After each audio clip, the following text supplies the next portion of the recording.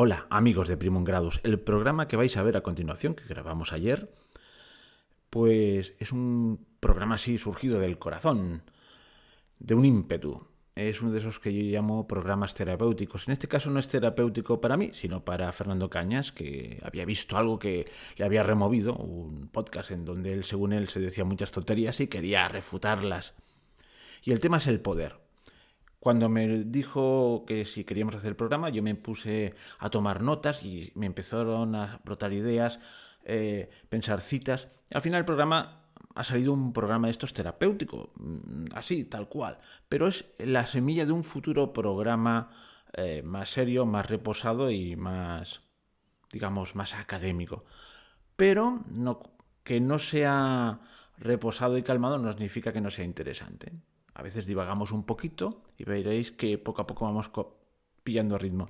Pero como os anuncio que ya haré un programa sobre este tema del poder así con cara y ojos y tal, pues voy a seguir con una de mis manías. Es pediros vuestra colaboración. Voy a hacer una llamada a la acción. A ver, para ese futuro programa sobre el poder, sobre su origen, sobre cómo se ejerce, sobre sus límites, sobre sus teorías, pues os invito a que deis vuestra opinión y la dejéis grabada en los mensajes de voz.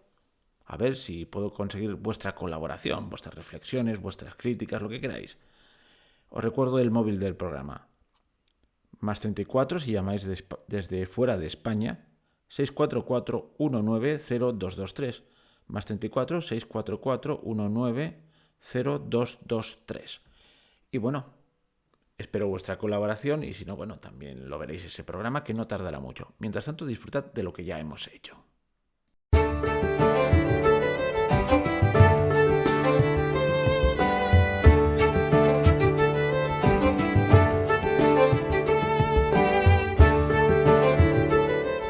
Dos, tres.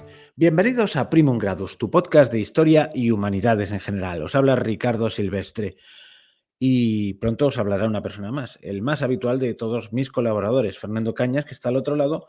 Y hoy vamos a hablar sobre un tema muy amplio, tan amplio que creo que va a ser el primer programa que va a tratar el tema. Vamos a hablar sobre el poder. El poder uno va a ser este, porque nos dejaremos tantas cosas en el tintero que seguro que tendremos que volver a ello. De hecho, cuando me lo propuso ayer el programa, dije, vaya, un tema amplio. Entonces empecé yo a pensar cosas y, bla, bla, bla, y me di cuenta de que no era prudente incluirlas todas aquí, porque si no haríamos un programa diferente al que había pensado en principio Fernando. Y más vale aprovechar el momento. El poder podía empezarse de muchas maneras a hablar de él. Por ejemplo, hacer una definición. Es una manera que está muy bien, al estilo, pues eso, aristotélico o de los filósofos más clásicos, que es una buena manera de empezar, ¿por qué no? También una visión histórica, ¿dónde empieza el poder? Pero el poder en sentido amplio, pues empezaría pues en la familia, el poder de los padres sobre los hijos, se me ocurre, por ejemplo, que es un poder omnipotente, pero que va cediendo poco a poco. Y de ahí pasaríamos al poder de la tribu o el clan, que es como una familia ampliada, y de ahí al Estado. Y aquí cuando ya empieza el Estado es donde nos vamos a centrar un poquito más, porque ahí empieza un poquito el misterio. Me explico.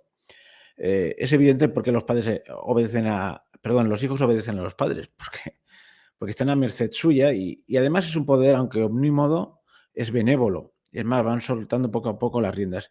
Pero es admisible que ese mismo poder lo tenga un ente anónimo e impersonal como el Estado. ¿Qué consecuencias tiene eso? A eso vamos a llegar. Bueno, ese es el problema de la legitimidad del poder. En fin, que para no enrollarme más en esta presentación, vamos a hablar ya con Fernando. ¿Qué tal, Fernando? Bueno, Ricardo, muy bien. ¿Y tú? Pues hombre, ya ves que estoy bien, en plena forma. Antes ha habido una previa y hemos decidido que algunas cosas las dejamos para otro momento, porque nos Sí, hemos enrollado como una persiana y nos hemos dado cuenta que el tema es muy extenso. Así es que que claro, vas a mandar tú y tú llevas la batuta. el tema del poder, claro, porque tú dices que hay cosas que vas a dejar fuera. Es que cuando empecé a pensar el programa, este es un programa reactivo, ¿no? Porque en otro podcast escuché unas cuestiones de poder porque aquí todo es muy de nicho, ¿no? Y te acuerdas que te mandé muchos audios contándote claro, porque habían marcado unos puntos, ¿no? y esos puntos daban lugar a unas visiones y a unos entramados culturales que, bueno, y de ahí de eso que te mandé yo, te vino tu reacción de todo lo que tú has leído sobre el poder, que también es algo que estabas pensando. Y claro, de aquí sale un programa que si lo soltáramos todo sería un programa de 5 horas. Y además, si no Si so- está preparado, guionizado previamente, pues podía ser un programa que podía volver loca a la gente. Caótico y largo. Saltaríamos de Beltrán de Juvenal a las anécdotas, a los pensamientos. Entonces, está bien centrado. Lo bueno es que las fuentes que tú tienes más académicas, este programa sirve para que en otro programa lo descargues y le des todo un programa con el guión y con el trasfondo que merece. Pero este es Mm. un programa más de previa definición, de como tú decís tú, ¿qué es el poder? Pues yo ayer cuando te contaba, y ahora pensándolo, hombre, poder, pues yo qué sé, es el que tiene cualquier oyente con fuerza motriz que coge una naranja y la puede exprimir con su mano. Eso es Mm. poder. La naranja no puede ni oponerse, ni si tú tienes la voluntad y tienes la fuerza y la exprimes, ¿no? Ese es el poder más bruto, más simple, ¿no? Pero como tú decías, el poder moderno es más conseguir que la naranja se exprima a sí misma. Y eso es otro punto y otra cuestión que Como, requiere tanta, perdona que te corte, como tú decías en la previa, que como lo tú decías en haremos en la un previa, programa aparte de estos sí, más de off the caóticos. record que ponemos. Como decíamos en la previa, el poder moderno se parece más a que tú consigas que la naranja se exprima y esté contenta. Entonces ya son dos naturalezas distintas. Ya vemos que es algo que va más allá del poder físico. Claro, aquí ya entraría lo que tú decías, el clan, la tribu, la estructura social. Es decir, los mamíferos tienen estructura. Nosotros como seres humanos, cada sociedad, tenemos estructura con jerarquía. Pero ya no es ese poder bruto de una mano que oprime un objeto inanimado. No, es otra cuestión, es la voluntad sobre la voluntad. Y Que ya aquí sí cuando que puedo metemos hacer al ente, sí, sí, dale, dale. un paréntesis, me parece erudito, pero es demasiado porque podéis repasar el programa aquel que hice sobre Foucault, eh, sobre el dominio del cuerpo y tal, uno, en el que narra precisamente que al principio el poder era muy limitado pero muy intenso cuando se ejercía, Ujú, pero era muy limitado y hoy en día un poder más extenso que lo llena todo y es más suavecito. Y también Bertrand de Juvenel cuando empieza a teorizar sobre... Fijaos que estoy hablando de un tipo progresista, de un tipo conservador, ¿eh? Pero también ujú. él teoriza sobre, pues eso, sobre el poder, por qué la gente obedece y dónde está la legitimidad del poder. Y también llega a conclusiones muy parecidas. Pero la conclusión más terrible que llega es cuando habla sobre que el actual estado es un estado revolucionario que está continuamente subvirtiéndose a sí mismo. Pero bueno, esto daría para... Y luego ya nuestro amigo Kelsen mete la legitimidad, esa legitimidad etérea que metió y nos aplasta a todos. Bueno, Kelsen, vamos, nota a pie de página, la pongo yo. Kelsen tiene un libro, su libro más famoso, que es Teoría pura del derecho. Oh, por Tú has Dios, estudiado derecho, ¿verdad? qué desgracia. Sí, sí. Sí, bueno, no, pues si meto alguna pata, la pata me la sacas, ¿eh? Qué calamidad, por Dios. Sí, por favor, eviten ese calamidad, por favor. Bueno, pero de todas maneras hay que hablar de él. Bueno, Kelsen habla de que la teoría pura del derecho es que dice, es que hasta ahora el derecho está contaminado porque se le meten cosas que no son puramente del derecho. Entonces, claro, ¿cómo podemos meter la moral en el derecho, por ejemplo? ¿O cómo podemos poner, no, no, el derecho es puro en sí mismo, es razón de sí mismo? Claro, es una cosa absurda. Entonces, claro, las Pero es cosas que son porque yo quiero que sean. Y entonces, al final, es todo una teorización de la ley del más fuerte, sin decir que es la ley del más fuerte, porque el que tiene el poder a hace ver, el derecho a su imagen y esto no semejanza. lo hemos preparado en la previa, pero creo que estamos invocando a los demonios de el derecho es parte de la legitimación del poder, ¿no? De la facilitación del poder. Y ahí ya vamos a hablar del justnaturalismo y el positivismo, que son esas cansadas que le encantaban a Kelsen, que al final es una forma de decir de la sociedad tiene normas, la sociedad, entonces, el poder tiene que ser lo más suave, es decir, el positivismo, la idea es unga unga, es decir, esta es la ley que hay, se obedece porque es la estructura, pero el naturalismo es la idea de que la legislación, la técnica legislativa y la estructura de poder puede responder a la sociedad, de forma que la sociedad no lo percibe como ajeno, sino lo percibe como una organización jerárquica, social y dedicada a la estructuración que permite que, que permite que esta esté imbuida de los valores de los propios insertos en esta estructura. O sea, cuando voy al Tribunal de Justicia, me van a juzgar por valores que yo tengo y yo voy a entender la falta porque yo tengo interiorizados esos valores. De hecho, la gente, por ejemplo, o sea, la gente cuando va muchas veces se siente delincuente. ¿Por qué? Porque interioriza que ha cometido una falta porque tiene los valores dentro de ellos. Eso es el derecho. Y la teoría del derecho y la teoría del poder. Es decir, tú has interiorizado que la falta que has cometido la cometes porque no tienes frenos, porque no tienes opción. Pero tú interiorizas que has cometido una falta social y moral, y tú lo tienes interiorizado. Y es eso que hablamos de la extensión del poder que decía Foucault, que es más suave pero más extenso. O sea, no solo te está cogiendo un tipo con un palo, tienes culpa. Bueno, sí. Ya nos estamos yendo del guión original que te Nos tenías hemos ido preparado, más a la pero vale filosofía. la pena. Y también me recuerda mucho a Aldous Huxley cuando dijo que la dictadura perfecta está por venir, pero se está avecinando. Lo decía con otras palabras, ahora no tengo la cita exacta, porque será aquella en que los mismos víctimas de la, pues eso, de la tiranía la justificarán, estarán contentos de estar viviendo esa tiranía.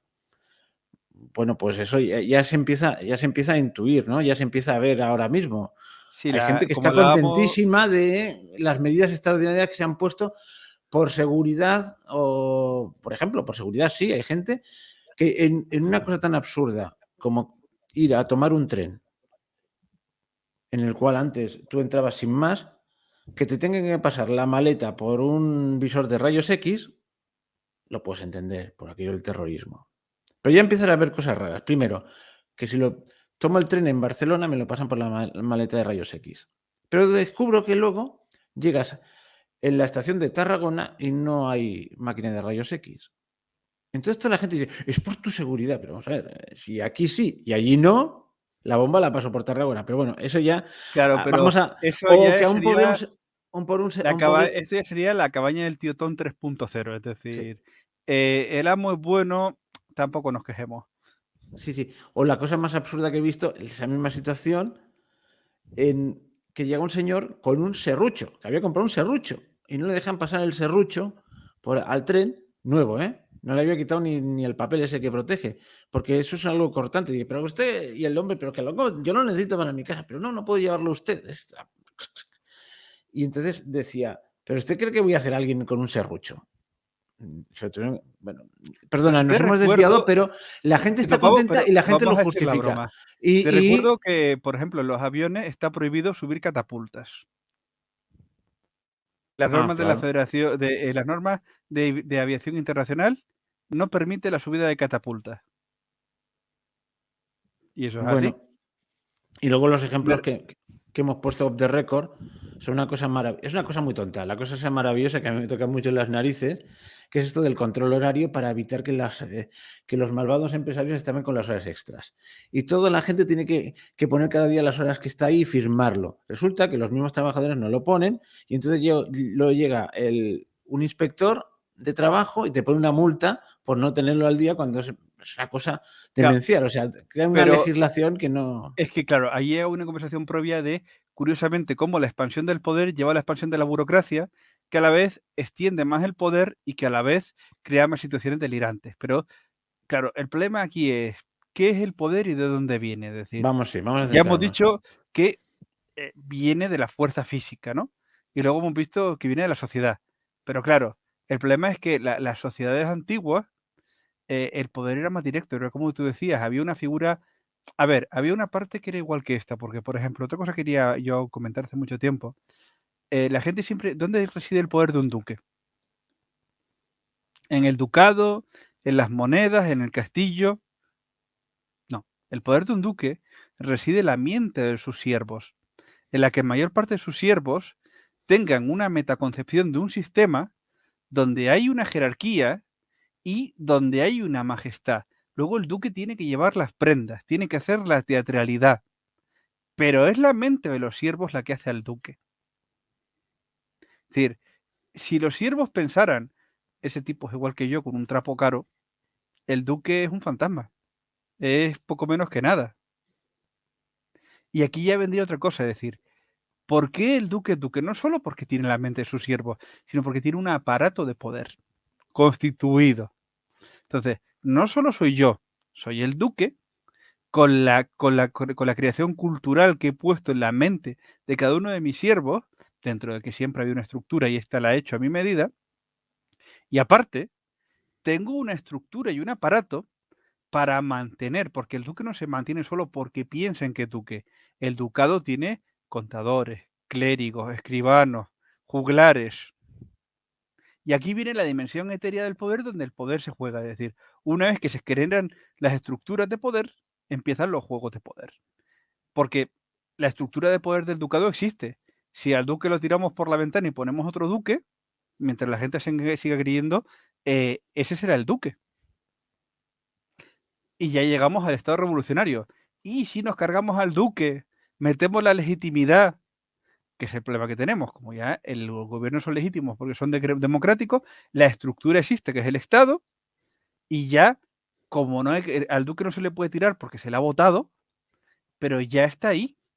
Con lo cual, lo que tienes que hacer, si no te gusta el duque, es votar para cambiarlo. Pero claro, ¿quién tiene derecho a manejar la estructura del poder, del Estado establecido, de ese aparato de poder? Quien gana el concurso de popularidad. Pero, ¿qué pasa si el que gana el concurso de popularidad está manipulando tu mente? ¿Esa elección es legítima? Porque al fin y al cabo, el duque lo eligió Dios. Y si no lo quiere, y si no le sigues, te manda a sus caballeros feudales y te pegan un palazo. Pero aquí, si no votas a cierta persona, te manda a sus trolls y te anulan el programa. ¿Qué diferencia hay? Sí, sí. Es la falsa libertad de la democracia. Que la democracia como forma de gobierno es legítima, pero cuando se convierte en una especie de religión o de creencia, empieza a ser problemática. Porque podríamos dar una larga lista de tiranos que han llegado vía democrática, algunos actualmente en el poder. Como Justino, nuestro amigo, que algún día haremos un programa de él. Sí, sí, Justino I de Canadá. Y ahora tú has dicho una cosa muy interesante. Al duque el poder le viene de Dios. Fíjate la situación. Cómo ha ido cambiando eh, vamos a poner un rey hipotético para no centrarnos. Filipo I, rey de Groenlandia por la gracia de Dios. ¿Vale? Mm. Esa inscripción en una moneda, por la gracia de Dios. ¿Qué significaba en principio por la gracia de Dios? Para que veas que una misma Que palabra... tenía muy mal sentido del humor. No, no. Por Perdón. la sencilla razón, hijo mío, tú estás aquí para cumplir la voluntad de Dios. O sea, tenemos unos límites muy claros que todos los tenemos en mente. Es aquella famosa verso de Lope de Vega, que incluye en Fuente Ovejuna, que chilamar. Ahora lo buscaré y luego te lo diré. Luego, cuando Sí, hables sí, tú, lo iré buscando. Que todo lo que manda el rey. Bueno, vamos a ver, que en sí. definitiva dice que lo que manda el rey, si va contra la ley de Dios, no es ley y no hay que obedecerle. Los límites estaban claros. Eso, en el fondo, decía: yo obedezco a una ley superior, ojo, que ahí viene mi legitimidad, y el pueblo que lo aceptaba, esa ley, era un pueblo que tenía unas creencias comunes. Esto es Bueno, importante. pero, por ejemplo, perdón que te corte, pero esto es muy importante. Recuerda cómo era el juramento, por ejemplo, de los reyes de, creo que si no recuerdo mal, era León o era lo de hacerlas, cumplirlas y mejorarlas. O sea, Sí, sí, eh, me refiero, el rey era rey, el rey tenía la potestad y la autoridad, pero el rey tenía que hacer cumplir y que mejorar. sí, O sea, sí, se tenía no era el poder absoluto, es una cuestión del siglo XVIII. Y el absolutismo monárquico es una cuestión muy reciente. El poder, esa idea de democrático, no, pero consensuado y limitado a ciertos hechos reales, a ciertos hechos palpables, siempre ha tenido ciertos limitantes y eh, ciertos condicionantes, ¿no? Entonces, el poder, aunque tienda a ser absoluto y aunque tienda a crear jerarquías, castas y actuaciones automáticas, ¿no? el poder siempre ha tendido a legitimarse y a buscar a encontrar ciertos límites por parte de las personas, por parte de aquellos que estaban sometidos al propio poder, que es una Bueno, cuestión muy distinta. he encontrado ya la cita. Dale. Todo lo que manda el rey, pero va contra lo que Dios manda, no tiene valor de ley, ni es rey quien así se desmanda. Bueno, algunos es que ahora lo acabo de encontrar. He puesto el Ujú. primer verso. Sí. ¿Y qué significa esto? Si el rey pasa de esa ley que todo el mundo ve de fondo, es decir, que no matar, no robar, eso son conceptos que la gente los tiene muy claros, de forma natural. Ya me pueden decir lo que quieran.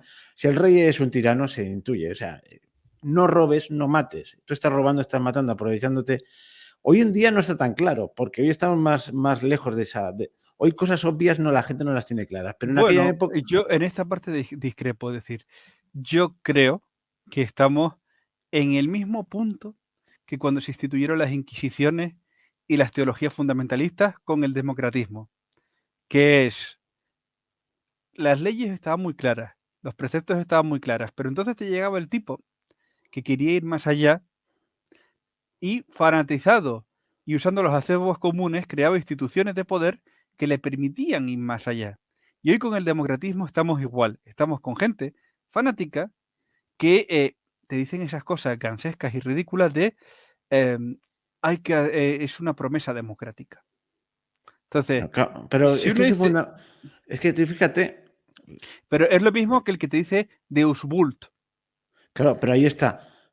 Ahí sí que importa mucho. ¿Qué quiere Dios? Que no robes y que no mates. Porque si no lo tienes Bueno, claro esto. pero Deus Vult era, si es que, pero el tipo pero había gente que empuñaba la espada y se iba a la cruzada contra los albigenses, Deus Vult. ¿Por qué estás matando cristianos? Deus Vult. ¿Por qué Bueno, eso estás es un abuso. haciendo ya? ¿Y por qué estás haciendo esta cosa? Esto es promesa democrática. Entonces, todas las fundamentaciones, cuando se llevan y todas las fundamentaciones de poder, ¿no? Cuando se llevan al paroxismo fanático, ¿no? Llevan al poder irracional absoluto. Y siempre pasa porque hay un grupo de personas incapaces de hacer contrapoder y con unos preceptos trastocados que permiten actuar a estas personas. Sí, sí. Pero bueno, no te voy a dar razón en lo que tienes, pero creo que la gente tenía más claro los límites del poder antaño. Es decir, esos versos están precisamente en una obra de teatro que se llama Fuente Ovejuna. Sí, yo creo que la Que gente tenía, en la parte, recomendaría vivamente, a la gente que la leyese porque es una lección de política interesante. sí, es bastante interesante, pero es en su contexto. Es en una época en que se está transicionando del feudalismo al sistema de representación, ¿no? Y donde los reyes tienen que apoyarse en cortes. Entonces, Fuenteovejuna, y aparte estamos hablando del sistema castellano de concejos, el consejo del hombre libre, o sea, entonces, el rey tiene que cumplir con sus súbditos. Vale, Pero es igual te que digo, el el poder del rey fundamental es el estaba ahí mismo. precisamente. Muchas veces Ujú, arbitraba entre los súbditos y el poder de los nobles. Es decir, y ahí vamos al poder polisinodial de la monarquía tradicional, que se viene al traste cuando entran los Borbones, que tienen una idea de absolutismo monárquico. A mí una de las cosas de las que me asombro, antes te he comentado de que una de las fuentes que yo tenía para mi programa ideal, que no voy a hacer ahora, es todo un hilo de Twitter de una página carlista, ya ves. Vamos de Foucault, hemos citado a Foucault, hemos hablado antes de Foucault, un progresista pata negra. Hemos ujú. hablado de Bertrand de Jouvenel, que es Un liberal. un liberal, más o menos conservador, pero un liberal. Y ahora te estoy hablando de un hilo de un Twitter carlista. ¿Mm? Que bueno, ahí pues, supongo que están las ideas de Donoso Cortés and Company. Ujú, Las ideas que puede defender este hombre pueden estar ahí. Bueno, pues hay todo un hilo hablando del mandato imperativo, que no vamos a hablar en este. Y entonces te das cuenta que el concepto que defienden determinados grupos tradicionalistas, entre ellos los carlistas, que bueno, hoy son casi nada, son residuales, pero consultarlo siempre es bueno para ver. Tiene una teoría política que en algunas cosas es muy aprovechable. Ya has visto que voy picoteando de todas partes. dale, dale. Y entonces uno llega a la conclusión de que estos mismos grupos tradicionalistas, yo antes me pensaba que el carlismo lo que abogaba era por un absolutismo monárquico, volver al absolutismo, pero me dan cuenta que estos tíos eran más quijotescos de lo que yo pensaba, porque pretendían volver a la tradición política española de antes del advenimiento de los Borbones, es decir, con respecto a los fueros, con respecto a todos esos poderes intermedios que los Borbones se dedicaron a ir laminando poco a poco. O sea que yo Ujú. son unos que siempre me han parecido unos Quijotes desde que lo conozco esta versión. Antes me parecían unos tíos que están a favor de que del derecho divino de los reyes. Pues no, te asombras que estos pensadores dicen que esto es poco menos que una herejía que viene de Francia. Todo Bueno, pero aquello es que los carlistas siempre han sido grandes defensores de los fueros. claro, pero tú fíjate que los reyes borbones son grandes enemigos de los fueros. Yo creo que el problema que tienen es que tienen enemigo en casa. No lo sé. Yo estoy deseando hacer un programa con alguien que sea carlista para que me aclare estas dudas, porque la verdad es que los austrias aún eran capaces de jurar los fueros, pero yo creo que a los borbones les costaba bastante. Es más, estaban en contra de ellos de manera abierta. Pero de Claro, todas pero maneras, ahí estamos en ese proceso que hemos hablado de cómo es la concentración del poder y cómo eh, hemos hablado del poder, ¿no? Y hemos hablado que la primera estructura de poder es la familia. Está constituida, tiene realidades materiales, ¿no? Es mm, decir, ¿por qué un padre? Hombre, un padre tiene poder frente al hijo porque tiene la fuerza, el intelecto. En una familia adulta, el poder ya no lo tiene. O sea, pongamos una familia grande, pues el poder lo puede tener el más carismático, el más malo. Ya entra en el juego la política más maquiavélica, más de la política de clientes, favores, ¿no? Pero si ya escalamos a la aldea, al ducado, al reino, si vamos viendo cómo piezas van siendo parte de engranajes. Y es curioso porque ya en el poder, ya vamos hacia la corporación, el Estado, la estructura de Estado, ¿no? Y ya vemos como el poder va siendo cada vez más lejano y desigual con el ciudadano, ¿no?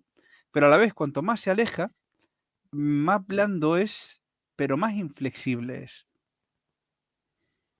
Entonces, es un efectivamente. poder que tú no ves al duque, pero es un poder omnímodo, del que no se puede escapar ni discrepar. Bueno, y perdona, yo ahora desciendo un poquito de la teoría a la práctica, más así, más cruda. Yo no me voy a Don Justino, primero de Canadá, si nos quedamos en España, que no tenemos nada que envidiar a los canadienses en algunos temas, Ujú. una ministra de Educación que dijo la siguiente burrada, o sea, incalificable. A ver si van a pensar que los hijos son de los padres.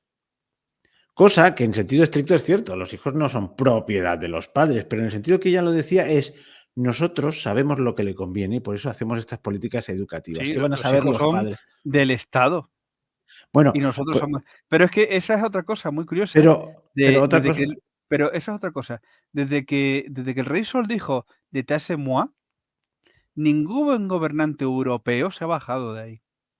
exacto. Eso no se le podía ocurrir, por ejemplo, decirle ni a Felipe II, que tenía el imperio donde se ponía el sol, ni por supuesto a Carlos I y V de Alemania, donde, exacto, que empezó el imperio ese donde no se ponía el sol. O a Juan Eh, Sin Tierra cuando firmó la Carta Magna de Inglaterra. Es curioso, estaban súper limitados. Bueno, pues, ¿qué ocurre?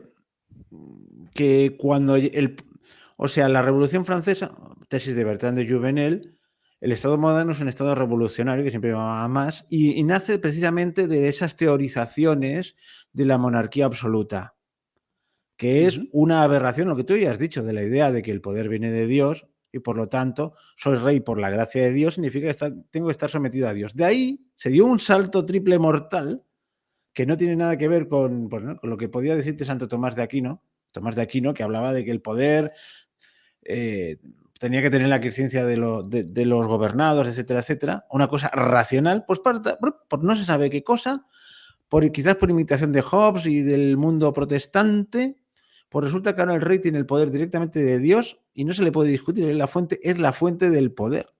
Y solo responde ante Dios, no ante los hombres. Es una subversión del pensamiento tradicional. Y de ahí es lógico que llega la Revolución Francesa y ahonda más en eso. Y digamos, como la legitimación está en la nación, pues todavía es más legítimo que el poder del rey, que era Claro, fácilmente el poder localizable. está ahora mismo la legitimación del poder está en que es un poder democrático. Entonces, de hecho, este programa nace porque me encanta eso de democratizar el poder. Es decir, vamos a ver sin que me enfade y sin que me salten cosas. O sea, la idea es, porque a mí me encanta, democratizar el poder, democratizar la economía. El poder actual está ejercido por corporaciones, políticos, personas relevantes de que tienen poder mediático, ¿no? Está muy compensado y muy distribuido, ¿no? Vale. Democratizar el poder Bueno, he quiere dicho que decir, vale, pero yo luego te lo niego. pero el poder quiere coger el poder actual, democratizar el poder es, vale, vamos a incluir a personas que no tienen poder y vamos a tener sacerdotes, que vamos a ser nosotros, que guíen esta transición de la voluntad, porque al fin y al cabo, cada vez que se democratiza la economía, el poder, tiene que haber un intermediario sacerdote, un camarada más camarada que tenga la bondad de hacer ese favor, esa cosa de intermediación y de guiar a los pobres tontos en esa democratización. Entonces, es el colmo de la legitimidad, es, bueno, ahora todos vais a aceptar, ahora todos vais a participar, pero ojo, mediante el sacerdote, porque es lo que me encanta de los democratistas, que son un grupo de gente muy asquerosa y muy concreta. Cuando gana el que no les gusta, la democracia no es democracia. Entonces, a ellos les gusta la democracia como método en su ego maníaco, en su ego narcisismo patológico, como método para convencer a los demás y que los demás reflejen como cámaras de eco su egomanía y sus decisiones, pero no lo creen, como no lo buscan en el fondo sumar las voluntades de todo el mundo. Buscan reflejar su egomanía en las voluntades y que nadie pueda ni siquiera cuestionarlos porque ellos, en su egomanía y en su control absoluto, han usado como cámara de eco a cada una de las voluntades que han sometido. Es el control total, pero democrático. Sí, sí. Pues yo lo quería decir sin tanto floreamiento, pero vamos, efectivamente, el sistema democrático actualmente te permite elegir entre susto y muerte. Vamos a ser claros. Porque si tú dices según qué cosas, ya no entras en el juego. Eso ya para empezar. Es un sistema de libertades. Vale. Aquí mismo a veces tengo que hacer juegos verbales, a veces te he tenido que poner pitidos en lo que tú has dicho, ¿te acuerdas? Por, por- Ujú. ¿Por qué? Porque no hay hay censura. El problema es que Sí, antes la censura la veías venir abiertamente y ahora dicen que no hay censura, pero hay censura. Es tremendo. Hay temas que son tabús y no los puedo decir aquí. Según qué redes los puedo decir, en otras no, en las que las podía decir antes ahora no los puedo decir. O sea que a veces tengo que acudir al buen entender de la gente, lo que dejo de decir ya lo entienden ellos. Por ejemplo, cuando antes he hablado de, pues eso, de las medidas de seguridad en los trenes, se puede extender a otras medidas de seguridad sanitarias. Y ya algunos ya se me entenderán. eso es intocable. Eso es una cuestión que ahora mismo se sanciona absolutamente y es como de que también es fascinante, es decir, y no está en el tema del poder, pero oigan, si esto es científico, fundado, ¿por qué no puede haber una sola persona que pueda ni ponerlo en duda? Porque los terraplanistas ponen en duda lo más evidente, que la Tierra es redonda, y no pasa nada. Y hay Bueno, sí gente que pasa, hablando, se ríen de ellos, sirven como yo creo que mira, no soy conspiracionista, pero yo creo que esto los dejan vivir, los dejan respirar, o sea, porque lo voy a decir claro, si yo ahora hago un programa que habla sobre que la Tierra es plana, te apuesto lo que quieras que a mí nadie me lo cancela, como me han cancelado otros programas diciendo otras cosas. vale, entonces, ¿Por qué? Porque sirven como hombre de paja para decir, cuando dices otras cosas, decir que eres un terraplanista. bueno, vale, pero ¿y si quisiéramos hablar de las 700 razas alienígenas y cómo los arios eran una raza que contactaba con los nazis, que he visto a gente hablar muy segura y a chicas de familia clase media alta, educación privada, y diciendo que los arios estaban en contacto y que son una raza de las no sé cuántas y no sé cuánto, y historias tampoco nos censuran. Entonces, ¿por qué eso no contamina? Si eso es una erosión del acervo común de conocimiento, de la historia, y son fake news. O sea, eso es... ¿Y por qué hay ciertas cosas que, sin embargo, son mentiras, son absurdas, pero tienen que ser censuradas? Entonces, a lo mejor hay ciertos puntos que es que no son mentiras o son puntos que tienen que ser con el relato oficial, porque si no se estropean los intereses oficiales. Porque que la cosmovisión de la felicidad del planeta se estropee, que es un conocimiento de acervo común científico, no molesta. Que la historia se erosione y la gente crea en pensamiento mágico y mítico, no molesta. Que la gente crea en el tarot, no molesta. Que alguien plantee que ciertas soluciones sanitarias no fueron acertadas, es una cosa que va contra el dogma de fe. Que es lo mismo que cuando alguien decía, em, pero lo mismo, cuando alguien planteaba de, pues yo lo de la Santísima Trinidad no lo veo. Y a lo mejor eso le costaba un disgusto. Sí, eso le costó un disgusto a un tal Miguel Servet de mano Con los de protestantes. los adalides de la libertad. Bueno, pero es el punto, es decir, Miguel Servet dijo, yo es que esto de la Santísima Trinidad, y le costó, ¿sabes?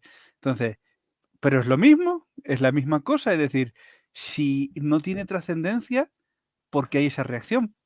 Bueno, digo de los adalides de la libertad porque estaban en la ciudad de Ginebra con un tal Calvino que montó Sí, que una eso república. que es lo que han traído en la ética protestante que ha llevado al mundo al éxito frente a la... Pero bueno, estas son cosas, gilipolleces de personas de estudios medios, de estudios, personas que quieren dárselas de intelectuales que buscan lo que tú decías de el no es más que, ¿no? Sí, así hemos hablado antes en la previa, el no es masqueísmo. O sea, ahora estamos diciendo, incluso, pero aplicarlo también a lo que estamos diciendo ahora, ¿eh? Porque puede dar la sensación de que estamos diciendo, en realidad no es más que, no es más que, estamos diciendo que esto, hay más cosas de las que aquí decimos. Es decir, cuando Claro, esto es definimos, una disertación, una salvada apertura a un tema claro, profundo y largo. y además, si ahora decimos que la libertad, no sé, se me ocurre de algunas cosas que hemos dicho, en aquel momento por los reyes, no penséis que no es más que eso, hay más cosas, o sea, siempre hay que Mucho profundizar más. más. Cuando alguien te dice, en realidad esto no es más que esto y todo se reduce a esto, una cosa muy concreta, a partir de ese momento desconfiar de esa persona. También os digo que cuando hablas, evidentemente tienes que reducir, tienes que ir Claro. podando, eso también tenerlo en cuenta. Lo digo porque a veces me pasa, a veces los comentarios que me hacéis algunos, oye, que te has olvidado tal cosa, tendrías que haber tenido en cuenta esto. Y yo lo Fantástico. agradezco, pero es que no puedo tenerlo todo en cuenta. Pero como tú dices, el atar, anclar toda una línea de pensamiento a una cosa, a un concepto fetiche, a un concepto flotante, como pusimos en la ética protestante. Ya está, resuelto, se acabó. Ya Como, ética protestante como se si cerró. si los demás que no somos protestantes nos fuésemos perfectos. Claro, entonces, uno dice ética protestante. Ah, por eso tuvieron, y ya está todo resuelto. Ya la ética protestante resuelve todos los enigmas sociológicos, económicos y religiosos de todo, y por qué esta zona es más rica y más pobre. Ética, ya uno saca el mantra, ética protestante. Y ya Efectivamente, está. pero yo lo veía en razón inversa. Hay gente que ahora tiende a decir, la ética protestar, los protestantes son los culpables de todo, tal, tal, tal. Pero ojo, cuidado, para un momento. ¿De dónde salen los protestantes? Sí, Pues es una salen decisión ah, católica. claro, es una decisión del catolicismo. Que evidentemente el catolicismo no cae en los mismos males, pero ¿qué estaban haciendo mal en aquel momento para que hubiese esa escisión? Pero si es Lo- que me a mí me explico, hace ¿no? gracia, claro, por supuesto, pero y esto es uno de récord, pero cuando alguien quiere defender el catolicismo, el islam, pero si dentro del catolicismo, dentro de cada corriente religiosa y dentro, o sea, si están dentro de los propios lefebrerianos, hay una discrepancia de voces y son un grupo muy cerradito. Y dentro de la teología de la liberación hay 500 tipos. ¿Qué católicos? ¿Qué me estás diciendo? O sea, es la misma ética la de Óscar Romero que la de Maciel. Son Bueno, lo católicos de los dos. Maciel era todo menos ética. Pero de Bueno, Óscar pero Romero, sí, pero son, pero me no, de refiero, su Óscar Romero es un fundamentación. ejemplo, perdona, me lo has citado, es un ejemplo de manipulación de determinados grupos. No es lo que te dicen. Vamos, te lo digo No, de por vuelta. supuesto, pero me refiero que los dos son católicos Sí, sí. no pueden estar más opuestos. O sea, ¿qué ética católica hay entre los dos con esas diferencias abismales?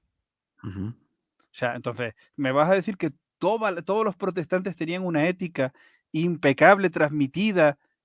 Por favor, Los, o sea, exacto, los maximalismos son terribles.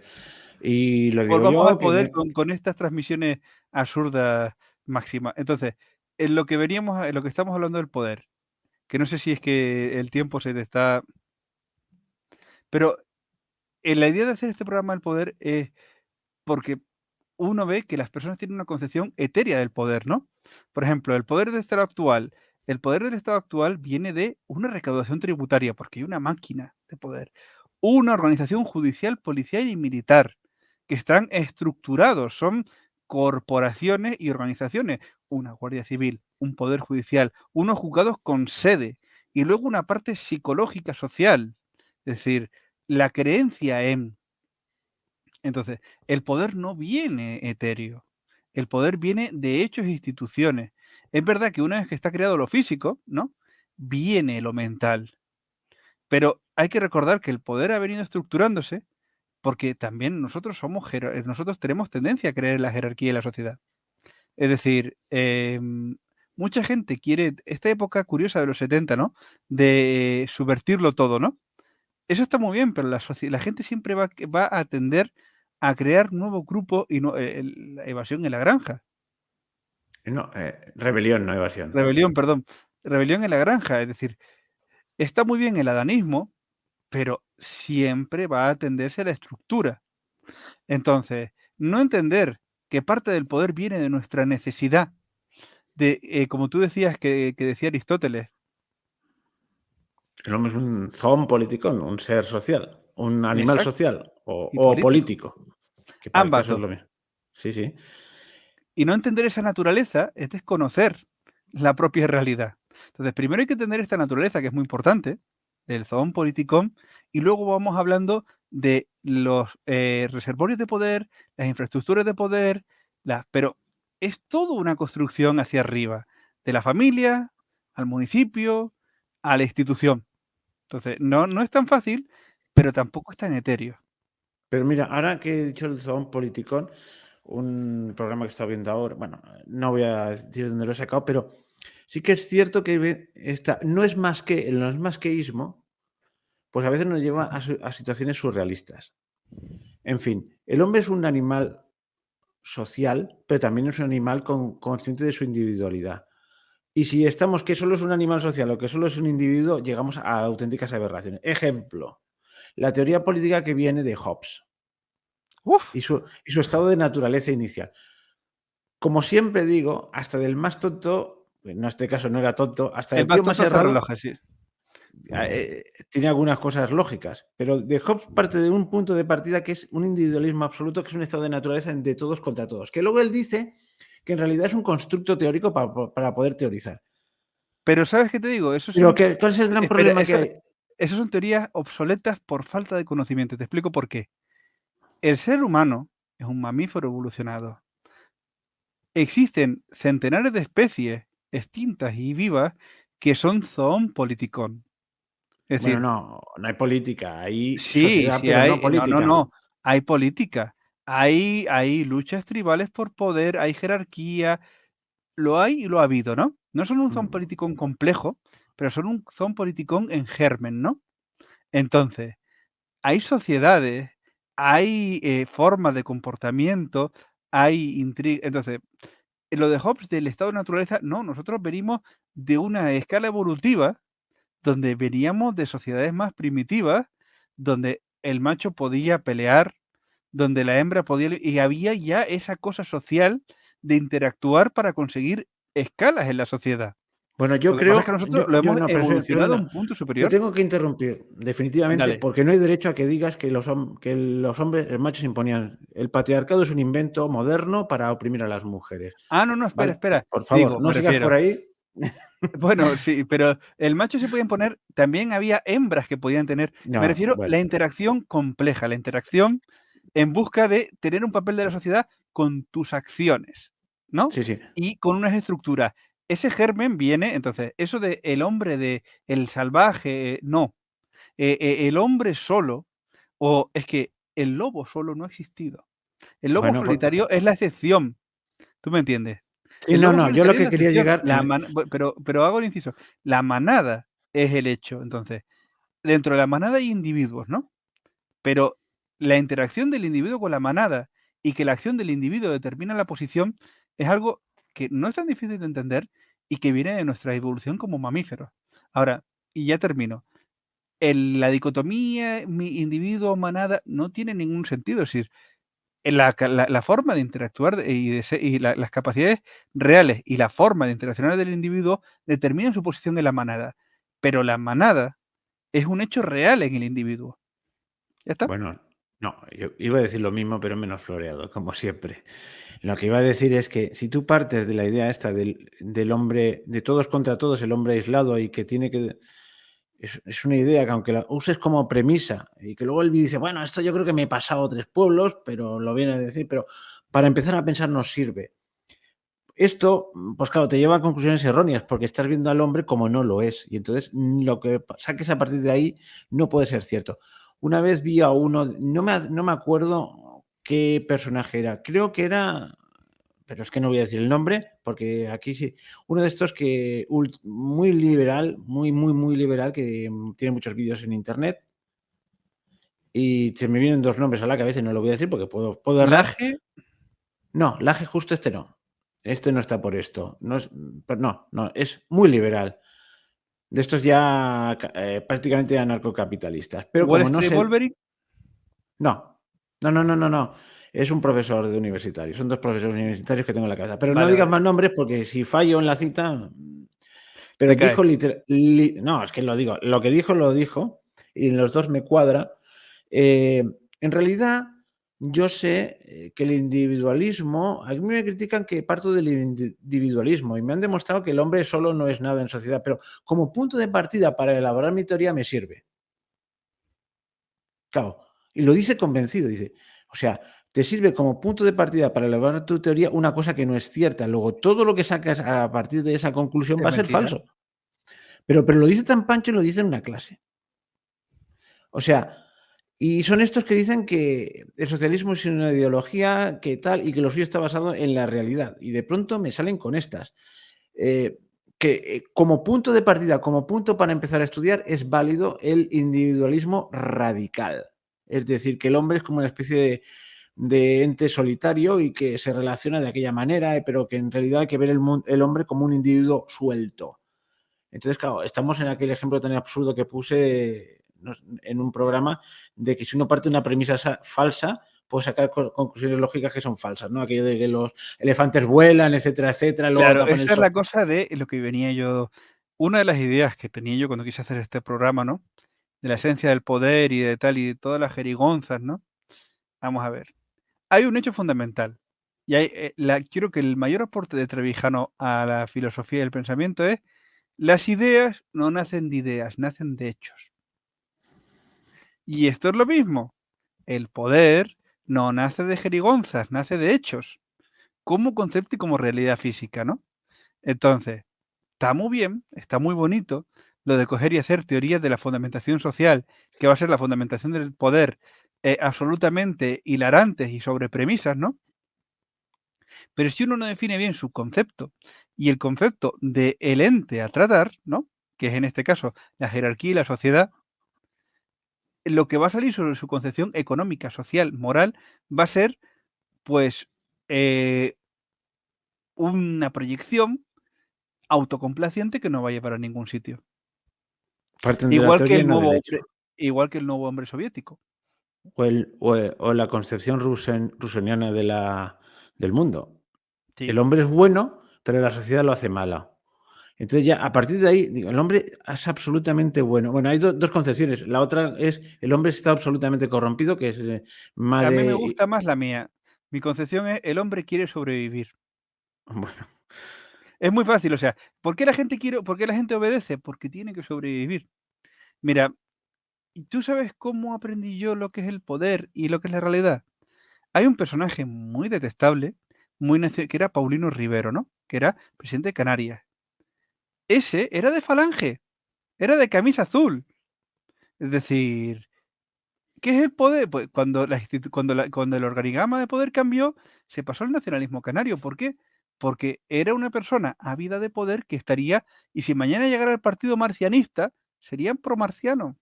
Es decir, hay personas para las que su autoconcepción, su necesidad de poder y su visión de llegar a un punto en la sociedad, para ellos las metacogniciones y las metaconvicciones son accesorias. Va a estar donde esté, por lo que estén gobernados los reservorios de poder, ¿no? Y las estructuras de poder, y cómo se acceda, ellos van a tomar, pero no tienen convicción. Entonces, ¿cómo puede pasar una persona de ser falangista a una persona que apoya la democracia y el nacionalismo periférico? Pues porque en un momento vio que la forma de acceder al poder era esta, cambió la situación social, económica, política y cambió a lo que le iba a dar más, pero él habría hecho lo que fuera. Entonces, no hay más, el poder, lo que quieren las personas son sobrevivir. Y los que quieren las personas que quieren el poder es sobrevivir cubriendo su egomanía. Y ya está. Entonces, para todos los políticos, es decir, una cosa que siempre se señala es que la mitad de los actuales miembros del Partido Socialista son hijos y nietos de falangistas. Y los posibles futuros que sean anti la hora actual, la antiola actual, que ya se está viendo que los adolescentes son antifeministas, antisocialistas, van a ser nietos de ellos. ¿Por qué? Porque la gente va a pertenecer a la estructura que le lleve más lejos. No hay más. Entonces, cuando decimos es que no hay moral, es que no hay ideología, es que sí, es que el problema del poder no es el poder en sí, que es otra lista que no hemos tomado, ni el que lo tiene, ni el que lo ejerce. El problema del poder es el que lo aspira, y ahí nace Maquiavelo. La aspiración de poder, el egomaníaco que o no tiene medios o no tiene capacidad para conseguir el poder. Y ahí es donde viene toda la cosa horrible, toda la trampa, toda la teorización, porque no es tan terrible ni la jerarquía ni la estructura, sino las personas que en su necesidad patológica tienen que alcanzar el poder como sea. Y ahí vienen las revoluciones, los cambios. Y esas personas harán lo que sea necesario. Es decir, si por ejemplo, ahora mismo, eh, Pachi López no le pega un tiro o no decapita a Pedro Sánchez, es porque no conseguiría el poder con eso. Siento ser tan bestia. Igual que Ayuso no lo hace con Feijóo. No conseguiría el poder, iría a la cárcel. Bueno, Pero, hay un viejo dicho entre los partidos políticos, perdona que me interrumpa, sí, es que los enemigos están en tu partido. Los del partido que se te opone son los adversarios. necesario. Pero lo que te digo, la naturaleza del poder. O sea, si ahora mismo Ayuso le pegara un tiro a Feijóo o lo mandara a decapitar, no tendría el poder, lo perdería. Pero si eso fuera la forma de obtenerlo, lo haría. Y si cambiara la ola social, eh, Deng Xiaoping era, era cristiano, era de unas creencias curiosas que había, y era una minoría. Cuando la revolución triunfó, con su acervo se metió. Y por eso pudo hacer lo del gato blanco y negro. Entonces, no pensemos ni por un segundo que aunque el poder te coopte, las personas cambian no, las personas toman un barniz para acoplarse al poder. Y el problema de esos barnices, de esas olas, es que hay personas que harían lo que fuera, y por eso triunfan las revoluciones, por eso triunfan los movimientos, porque una vez que se consigue ciertos aparatos de poder, ciertas cooptaciones de recursos y de voluntades, ¿no? Hay personas que por sobrevivir, ni buenos ni malas, harían lo que fueran. Y según sea la estructura, y según sea el tipo, y la egomanía y las barreras morales y de actuación que tenga la parte superior, es como va a ser. Es decir, el nazismo eran unos sociópatas con unas ideas muy concretas, veteranos de guerra muy bestias, que venían de la muerte de trincheras, que venían con unos estándares morales muy pauperizados. Y como venían con esos estándares morales pauperizados y esa brutalidad, implementaron el tipo de brutalidad que implementaron. Stalin era un bandido, una persona que había matado a decenas de personas en sus asaltos a bancos. Cuando llegó al poder con la desaparecición moral que tenía, lo hizo.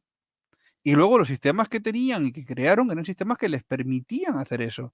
Pero lo hicieron sobre las estructuras de poder de un Estado prusiano y de un Estado de Weimar, que era un Estado de burócratas que servía lo mismo para crear campos de concentración que para otorgar cartillas de razonamiento y dar los campos y dar las minas de carbón a los franceses. Era un Estado incontestable. y servía para eso. Entonces, hay que entender que una vez que se crean las estructuras y los reservorios de poder, los aspirantes van a imponer y a implementar lo que traigan consigo en el poder. Y la gente que pelea por el poder son unas personas que tienen una degradación moral muy importante. Por eso hacen falta sistemas como los actuales, donde son versallescos y cortesanos, ¿no? O como eran los sistemas de corte. Yo te difamo, pero no te apuñalo. Pues, oye, yo no sé si tiene mucho más que decir, pero yo quería dar un mensaje de esperanza Dale, después de dale. de todo lo que has dicho. Y lo que hablábamos antes del no es solo queísmo, no, ¿eh? Que Ujú. no es tan solo esto, pues no es tan solo el poder lo que tú has dicho ahora, aunque Claro, buena parte está, esto es una lista del poder.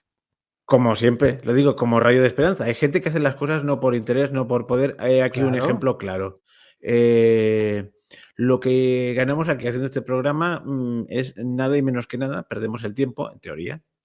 No perdemos porque Ujú. hacemos lo que nos gusta y, y estamos hablando de estos temas sin intentar ganar nada. Yo conozco gente que se ha metido en política realmente por servicio público. Son una minoría, ¿eh? Claro, O sea, claro. que siempre hay de todo. No, Y por luego supuesto. Pero es que esa es la gracia. Yo te estoy diciendo, pero es que tú lo has dicho, hay gente que se ha metido a política, pero esa persona, su aspiración no es el poder.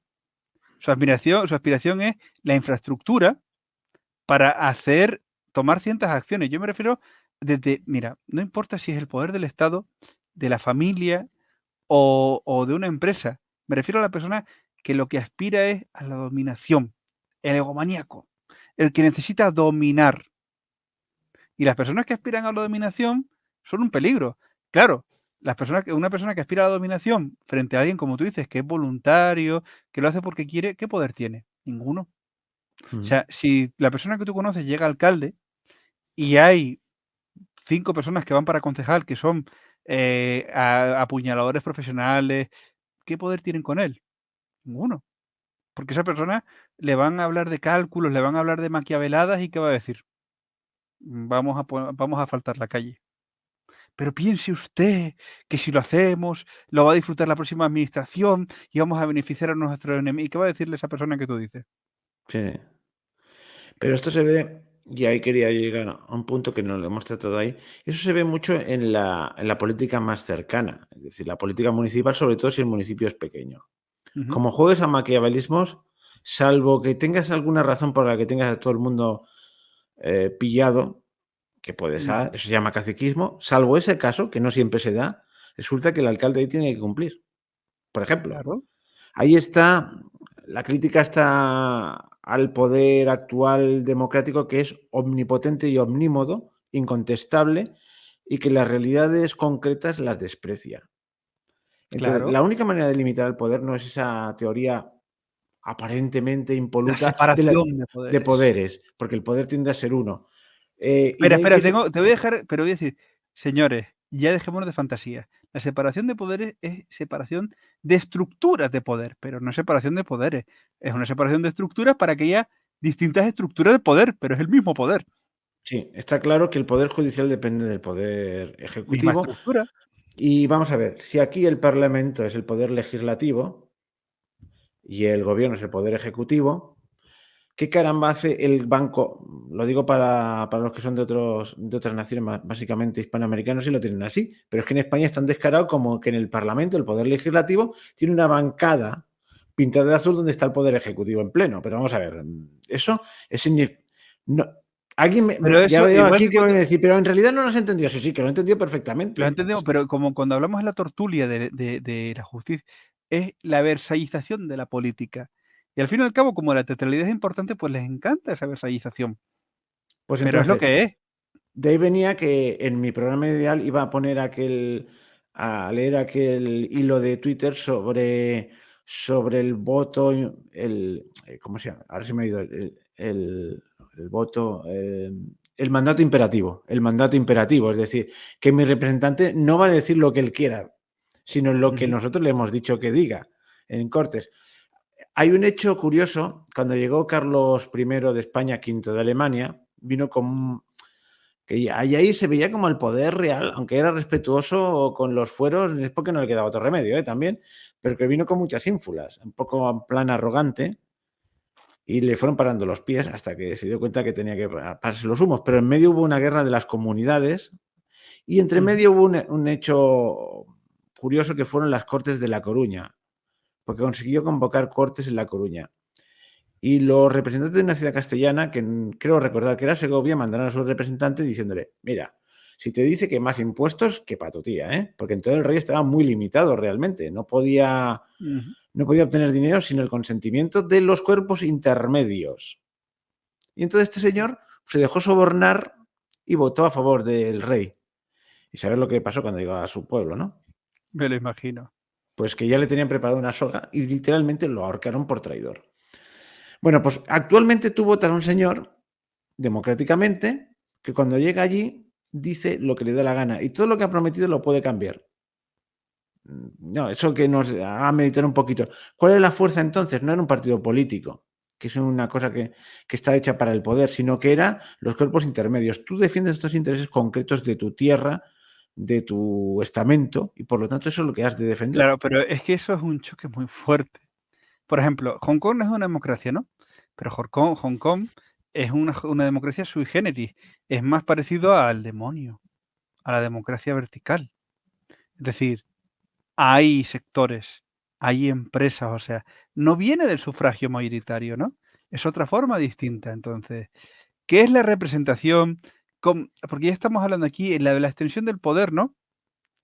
Es decir, tú eres la misma persona en el trabajo que a nivel particular, que a nivel familiar. Yo creo que soy la misma persona, pero no me comporto igual. Vale, Claro, hay pero cosas que aquí las digo, tus intereses incluso son tus hay, intereses tus intereses laborales los puede defender el mismo político que va a defender tus intereses personales. a ver, en mis intereses personales me los defiendo yo. Claro, pero esa es la gracia, el punto, es decir, sin que se asuste nadie, pero la idea de la democracia vertical y la democracia corporativa es que nosotros ahora votamos el cajón desastre, ¿no? Yo voto un político y ese político va a votar sobre leyes de empresa, sobre leyes de libertad civil, sobre leyes de educación y ancha es Castilla, ¿no? La idea esta de la democracia compartimentada, ¿no? Como la de Hong Kong, es hay temas y temas. Y no es lo mismo como trabajador y dentro de la empresa, tu empresa tiene un representante y tú tienes unas elecciones internas, pero no es lo mismo que como tus temas de libertad civil. Ujú. Entonces, es una forma de entender que tu expresión política no es la misma en cada aspecto. Entonces, eso de votar un representante omnipotente por territorio y que ese representante representa el territorio y tiene la potestad de decidir sobre todos los temas sin cortapisas, pues en otras concepciones que son democráticas, pero no iguales, es intolerable.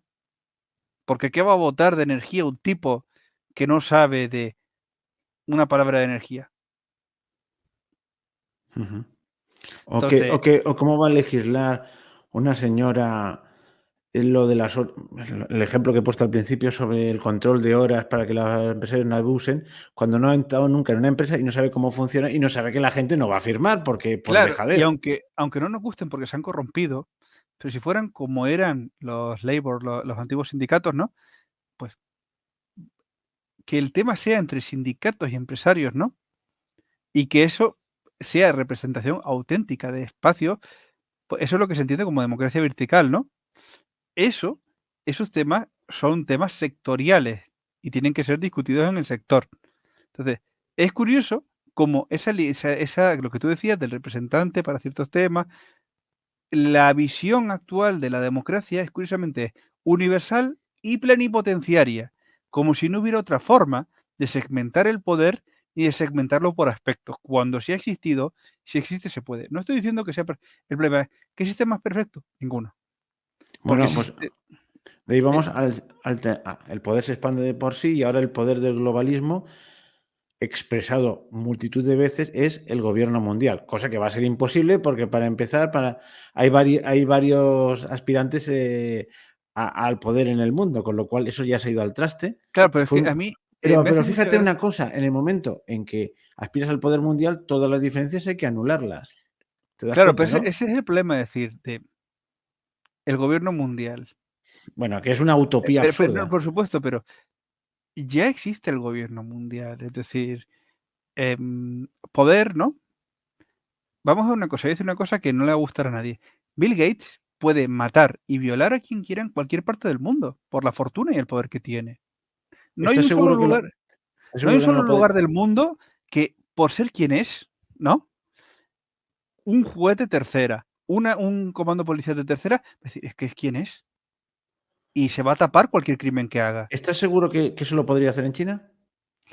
Estoy seguro que en China, entrando por un bando político, lo podría hacer. Por su cuenta no, Ah, pero estoy vale. seguro que y cualquier jerarca chino, ¿no? El dueño de Alibaba lo puede hacer en cualquier parte del mundo con cualquier socio, ¿sabes? Llegando diciendo soy tal y buscando la estructura de poder lo puede hacer. Entonces, y lo mismo, eh, cada cierto tiempo se ve cómo magnates chinos, magnates europeos influyen en otra, llegan a un sitio y dicen soy tal, cámbiame esta ley y te la cambian. Bueno, Y ahí la está idea, otro concepto que he aprendido hoy, dime, el del criptopoder. claro, Que, que efectivamente la democracia, lo que hemos dicho antes, lo hemos dicho así de pasada, antiguamente en el antiguo régimen, que el antiguo régimen hay que decir que no es el régimen medieval que imitaba el poder de los reyes, sino lo que la revolución hablaba como antiguo régimen era el absolutismo monárquico, que es de la edad moderna, es el paso previo a la revolución y lo que provoca la revolución, es decir, el poder omnímodo de los reyes. Antiguamente no era omnímodo, ni muchísimo menos. Dicho esto, esta salvedad, en el mundo antiguo, pues el poder tenía nombre y apellidos. Era Felipe no sé cuántos, Luis no sé cuántos, y entonces, claro, tenía sus límites, porque si se pasaba, tenía nombre y apellido, sabía con quién rebelarse. Hoy en día, cuando hay una cosa que no funciona, ¿con quién te rebelas? Son eh, ellos, es una cosa etérea. Bueno, pues se va uno y votamos a otro que hace lo a mismo. ver, te digo, te puedes enfadar con tu administrador, pero por ejemplo, actualmente la Unión Europea, ¿cómo se cambia una política de la Unión Europea? Exactamente, ¿qué, qué, qué, qué fuerza tiene nadie contra la Unión Europea? Pero es que una megacorporación, el presidente el presidente de Nestlé, ¿qué poder tiene contra la Unión Europea? O sea, si alguien, si un miembro de la comisión tiene eh, una fijación personal con Nestlé o el CEO de Nestlé tiene una fijación, ¿quién tiene más poder? ¿Quién Pues yo puede? juraría que el de Nestlé, ¿eh? Pero así a bote pronto. El de Nestlé puede que tenga, pero si alguien que ha llegado a tomar la megaestructura de poder de la comisión se va contra una empresa, tiene más posibilidad de perjudicar. Aparte, el dueño de Nestlé es dueño el CEO de Nestlé o el accionista mayoritario es su patrimonio. El otro está usando una megaestructura que él no ha construido, que la ha conquistado y ahora la está usando contra el otro. O sea, la megaestructura de poder de la Unión Europea está fuera del control, igual que pasa al revés. ¿Y si Nestlé soborna a ese comisario? Exactamente ese reservorio de poder bajo el control de quien está, o sea, quien lo controle, tiene un poder que nadie constituyendo una empresa, nadie ganando elecciones tiene. Exacto, tú ganas elecciones y luego las políticas que vienen no tienen nada que ver con lo que tú has votado. Pero por lo menos ha ganado una, pero es que un comisario europeo tiene un poder con una estructura de poder creada que está fuera del control de alguien que llega a años preparándose. O sea, tú puedes tirarte la vida para ser CEO y que llegue un grillado a la Comisión Europea y tire toda tu vida por la borda. Puede Bueno, no, llegar, es que claro, ¿quién manda actualmente? Por ejemplo, me parece que fue el presidente Piñera de Chile, que dijo que en realidad yo lo que hago es no, mando poco. Lo que hago es administrar políticas que vienen dadas. sí, Claro, pero y se refería a organismos internacionales. Ahora mismo en Europa es más descarado. Un político tiene poco margen de maniobra. Dice lo que le manda el Parlamento Europeo o los que mandan en Europa, que no se sabe muy bien quién son. Es todo muy. y lo aplica aquí en España. Y entonces, si alguien se sale del patrón, véase Hungría y en algún momento Polonia, pues le cae la sanción. Ustedes no son democráticos. Dice, los valores europeos. Dice, ¿qué me están contando, no? Y así Sí, cualquiera que se sí. salga del guión está fuera del guión. Y dice, ¿y a estos quién les ha votado? Nadie. No, pero y ese criptopoder, que a veces es misterioso, resulta que tiene algunos actores principales que posiblemente no sean los más poderosos, porque todo el mundo habla. Ahí entramos en no es más que ismo, no es más, esto es, todo lo ha hecho Soros, todo lo ha hecho Bill Gates. Estos se Sí, juntan y bueno, hacen un es conciliábulo. Soros es una persona que no descansa, es decir, cada vez que cae un gobierno está Soros, yo creo que cada vez que se vuelca una tortilla es Soros. De todas maneras, es que ahí estamos. Esta gente que hace esto y exagera, luego parece que Soros tampoco existe. Soros es un personaje siniestro, que Sí, sí, conste. no, o sea, claro, o sea, Y le encanta el papel de ser la salsa en todos los sí, cocidos. el perejil de toda la salsa en su egomanía, él se ve realizado. Y efectivamente, muchas cosas está detrás de ello. Hombre, tumbar una moneda como la libra o que sea un personaje proscrito en Tailandia, no se lo ha ganado por no tener esa capacidad. No, esas cosas son cosas reales. Y tumbar 2 monedas hay que tener mucho poder para hacerlo. Pero de todas maneras, te pones a mirarlo y resulta que hay otras familias de toda la vida que juntan mucho más dinero y mucho más poder que Soros. Y están ahí Ah, claro. desde hace tiempo. Y tienen su sede en la Gran Avenida y tienen su propia logia Claro, pero a masónica. Soros lo que le Y claro, pero a Soros lo que le gusta decir es: "Yo tumbé la libra, yo tumbé eso le el". puede, eso le puede. Le encanta esa cosa de decir y yo financié Black Lives Matter, y yo financié, entonces le Las encanta. revoluciones de colores. Sí, esa cosa como de yo, judío escapado de un campo de concentración, mira lo que hago. No, no, no se escapó jamás de un campo de concentración. Hay una Bueno, entrevista que lo dice él. Con 14 años fue un confidente de los nazis. yo Lo judío dice él sí, sí. no es conspiracionismo, lo dice él en una entrevista. Dice, Bueno, era pero para fíjate sobrevivir. Y fíjate que bien me viene eso. El perfil de Soros en esa entrevista ya se ve que es una persona que a cualquier estructura de poder, él le será útil y se mimetizará con ella. Es lo que decíamos del problema de esas personas. Cuando la gente dice: "¿Cómo se arregla?". Muy fácil, creando una guardia pretoriana y matando a los soros del mundo. O sea, cada vez que se vea que hay un perfil como ese, se le entierra vivo, ya está. Porque es esa persona que puede pasar del campo de concentración siendo judío, ser delator nazi y mañana a lo que está haciendo. Su ansia de poder es infinita y ya te está diciendo que hará lo que sea. Y que no le importa la estructura, siempre que hay una estructura de poder, él estará en ella, pero a costa de quien sea. a lo que íbamos, este señor no es el principal actor, pero es el que da la cara. Porque desde luego hay gente mucho más poderosa y con Hombre, mucho más igual dinero que no que lleva dirigía, mucho más tiempo operando. pero igual que no dirigía el campo de concentración, pero mientras los demás morían, él estaba ahí. Ujú.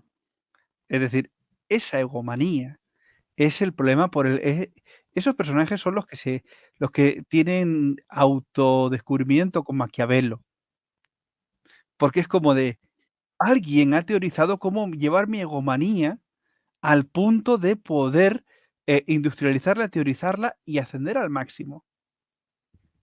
Oye, pues perdona, que te Entonces, voy a ¿cuál es el cortar. punto del poder? Pues, en resumen, y ya vamos para terminar, ¿no?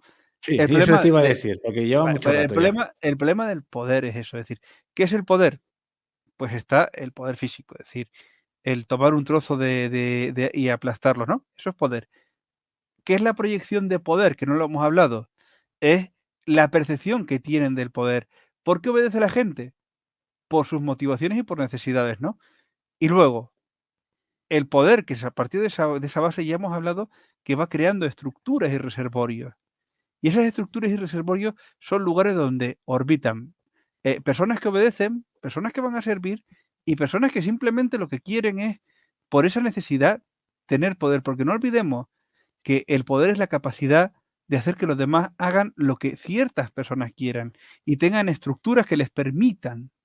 Entonces, el poder al fin y al cabo es la capacidad de proyectarse en otro y conseguir que estos otros anulen su voluntad para ser sometidos a la voluntad del que ha usado la estructura, ¿no?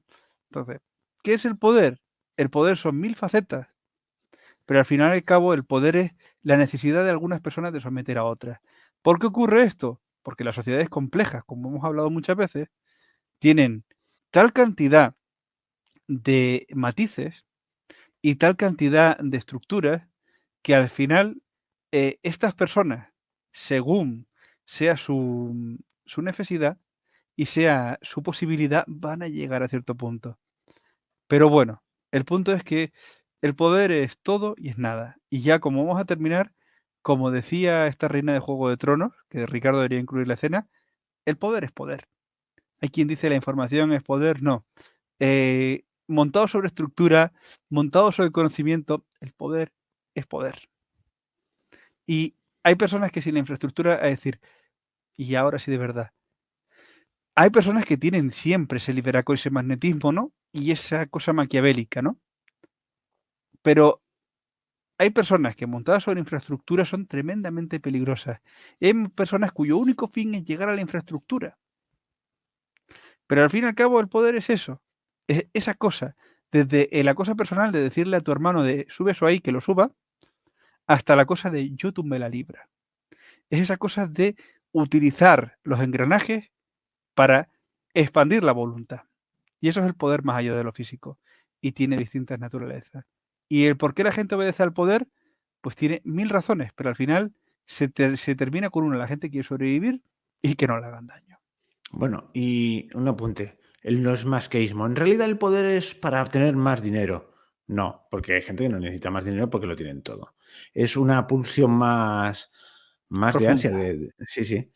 Bueno, y hablando de poder, el dinero también dice que es poder. Y voy a hacer, no acostumbro a hacerlo, pero voy a hacer un pequeño llamado. Voy a pasar el platillo, como, porque vamos a ver. Aprovecho la ocasión para decir, hombre, que tengo fuente de financiación para el programa.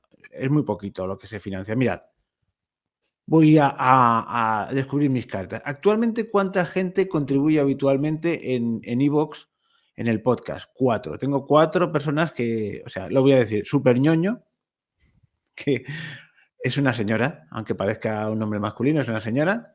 Miguel, José Luis García y un tal Anónimo. El Anónimo y José Anónimo Luis me cae García. bien. Anónimo y José Luis García llevan contribuyendo desde el año 2019. Uf, Miguel desde el 2020 y Superñoño desde el 2022. Os puedo asegurar que ha habido épocas mejores que he llegado a contar hasta 14 contribuyentes. Claro, evidentemente, luego hay otros temas por los que se gana dinero. En YouTube monetizo un poquito. Mira, total, lo voy a decir. Al cabo de un año, depende, sobre unos 200 y pico de euros es lo que acabo monetizando, sumando las dos cosas, ¿vale? Y los gastos fijos, no cuento el ordenador, no cuento ya, sino los gastos de mantenimiento, sobre todo la cuenta de iVoox, que hay que pagarla para ser significativo, hay que decirlo así, pues asciende sobre 600 euros total, que me cuesta 400 euros al año. Que, restando los pocos beneficios que me da la monetización. Bueno, esto es un llamado si alguien quiere. Os lo puedo asegurar, si no ponéis nada, esto va a seguir igual, porque para mí es un hobby y no tengo ansia de dinero ni de poder, sino de hacer lo que me apetece. Pero bueno, si contribuís un poquito, pues a lo mejor podemos contribuir a hacer algo más, porque he dicho que el ordenador no lo cuento, pero desde que me dedico a hacer vídeos de YouTube, resulta que antes iba con un ordenador de 350 euros, porque para editar audio con eso es suficiente. Para editar estas birrias de vídeo que tengo aquí, pues tengo que ponerme un programillo que tampoco es lo más fuerte que hay, porque tampoco hago grandes virguerías, y tuve que comprarme algo más adecuado, porque si no el otro echaba humillo, ¿sabes? Y me he comprado una cosa específica que cuesta cerca de 1000 euros el ordenador que estoy usando ahora. Quiero decir que si sumo, hombre, o Tiene que sus costes. si podéis contribuir un poquito, pues alguien se puede en iVoox, aunque solo sean 3 meses, pues paga un poquito. Y ahora he descubierto en YouTube que hay una cosa nueva que tiene 2 nombres. Una super, ¿cómo se llama esto? A ver, me sale el nombre. Un momento. Se llama Super Thanks o Gracias. Pues las gracias es un corazoncito con el signo del dólar en medio, que te aprietas ahí y con 2 euros, pues contribuye. Si a alguien le apetece, pues contribuir con un gracias o un super thanks de estos, pues lo agradecería mucho. No es necesario, puedo seguir haciendo los programas, aunque me cueste 400 o 500 euros al año, va repartido en distintas cuotas, o sea, no los pago de golpe, pero hombre, se agradecería. Dicho esto, que no acostumbro a hacerlo, de vez en cuando hago campañas. Hubo una temporada que me dediqué a hacerlo, estuve un mes haciéndolo y al final vinieron más gente. Yo entiendo que algunos se han cansado de pagar, ¿no? Pues ya está dicho. A ver si lo Y, conseguimos. oye, ahora que has hecho la campaña de marketing, vamos a terminar con una pregunta graciosa. 2 preguntas. ¿Tú qué harías? Esa pregunta que se preguntan siempre absurda de, ¿tú qué harías si tuvieras poder? Eso de, si fueras presidente, si tú tuvieras poder, ¿por dónde saldrías? ¿Dónde crees que saldrías tú? Una pregunta muy burda, ¿no? Para terminar, así de broma. Muy bien. ¿Harías que la gente se vista de rosa o alguna excentricidad? ¿Que te llamaran amado líder? Bueno, hay cosas de estas muy excéntricas, sí. Cuando el poder es absoluto se llegan a excentricidades. Te saldría, y ya de broma, ¿qué sería lo peor que harías por poder? ¿Que estarías dispuesto a hacer por poder? Bueno, lo Te dejamos pregunto. pensando a la gente No, yo y te decimos, pregunto porque yo ya te respondo lo mío, que yo me cansa tanto la gente, me agota tanto, que yo no quiero poder. O sea, de hecho, yo estoy ya en una parte de desligarme de. A mí el poder me agota, porque la gente es tan idiota y el otro lado, los que están entre medio, son tan ruines, tan poca cosa, que a mí el ejercicio del poder me cansa. O sea, hay que tener muchas ganas para coger y tener tantas ganas de estar en esa escaleta. Es una cosa que a mí me desgasta. Así que, oye, me hace gracia la gente que dice, ¿tú querías si fuera presidente? Pues, si no te van a hacer caso. Si el problema del poder es que te hagan caso. Y tú no le puedes pedir unas ovejas que resuelvan ecuaciones cuánticas. Bueno, ya lo he dicho. bueno, pues nada, ahora sí que decimos aquello de si os ha gustado, poned un me gusta, que esto ya no cuesta un duro y ya está. A pagar. Hasta pronto. Hasta. Hasta luego. Es voluntario, ¿eh? Que conste. Muy bien, hasta luego. Chao.